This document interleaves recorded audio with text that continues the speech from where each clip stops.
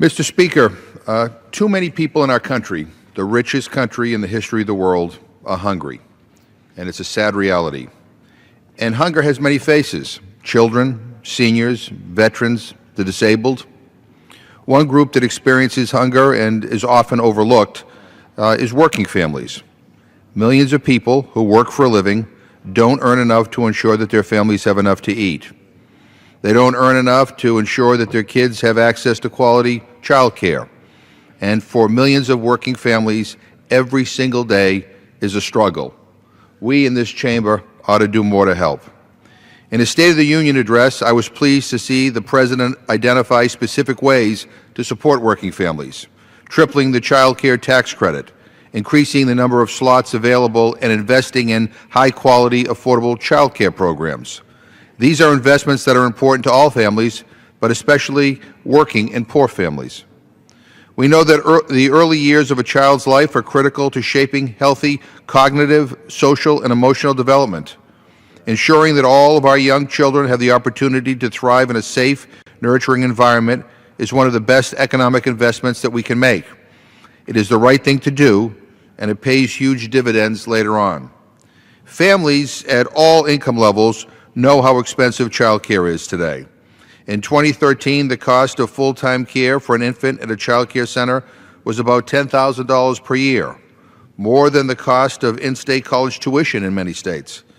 And many of the best child care programs cost much more than that.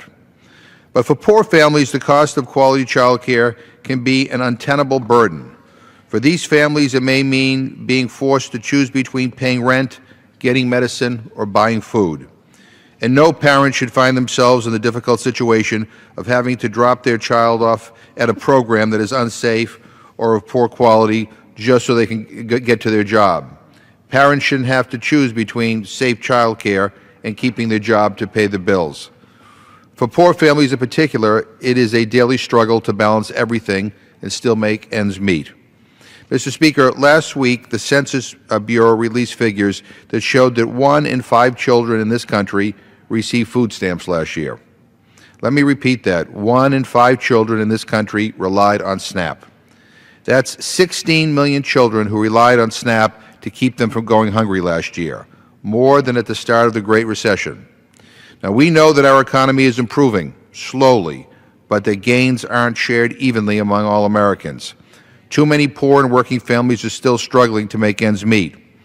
And we know that despite some of the false rhetoric, the majority of SNAP participants who are expected to work and are able to work, in fact, work. Families with children have even higher rates of employment than other households on SNAP. More than 60% of families with children receiving SNAP have someone in the household working. Mr. Speaker, these families have a working adult but still make so little that they qualify for SNAP. Without SNAP, these families will not be able to put enough nutritious food on the table for their children and for themselves. Being poor is hard. It's expensive, and we should do everything we can to support working families. Expanding and investing in child care is an important step toward achieving that goal. Now, I urge the Republican leadership to support the President's initiatives to expand and improve access to high-quality, affordable child care programs.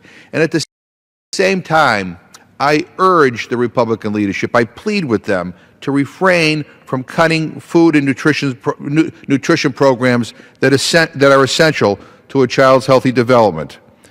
It's the right thing to do, to support these families, to support food and nutrition programs, to support quality child care programs. It's the right thing to do for all American families, and it's especially the right thing to do for our low-income families who have not shared in recent economic improvements and who face tough choices every day. Families should not be forced to choose between good, safe child care and putting food on the table. That is a false choice, and quite frankly, in this country, it is shameful that they have to have that choice. I urge my colleagues to make a renewed commitment to end hunger now. We have the resources, we have the food, we have everything, but we lack the political will. Hunger is a political condition. We can solve this problem in a bipartisan way if we choose to, if we make it a priority. There are millions of our citizens who are depending on us to do more than we're doing now. I hope that we live up to that challenge. We can and we should do much better. With that, I yield back the balance of my time.